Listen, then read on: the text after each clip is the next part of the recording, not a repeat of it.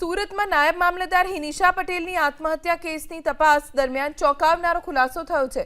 મૃતક નાયબ મામલતદાર સામે એસીબીમાં અરજી થઈ હતી, ત્યારથી હિનિશાબેન પટેલ ડિપ્રેશનમાં હતા। પ્રામાણિકતા પર સવાલ ઉઠતા હિનિશા પટેલના મન પર ગંભીર અસર થઈ। માનસિક રીતે તેઓ પડી ભાંગતા પરિવારે ડિપ્રેશનની સારવાર પણ શરૂ કરાવી હતી। તપાસમાં એ પણ ખુલ્યું હતું કે એસીબીમાં થયેલી અરજી બાદ સતત તણાવ અને ગ્લાનિ અનુભવતા।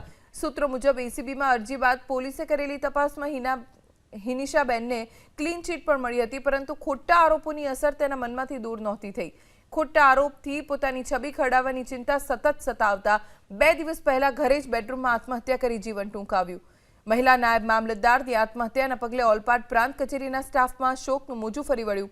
નાયબ મામલતદારની આત્મહત્યાના પગલે 2 માસૂમોએ માતાની છત્રછાયા ગુમાવી દીધી। રાંદેર પોલીસે અકસ્માતે મોતનો ગુનો નોંધી તપાસ શરૂ કરી છે। હાલ તો પોલીસે ડિપ્રેશન પાછળ અન્ય કોઈ કારણ છે કે નહીં તે અંગે પણ તપાસ શરૂ કરી છે।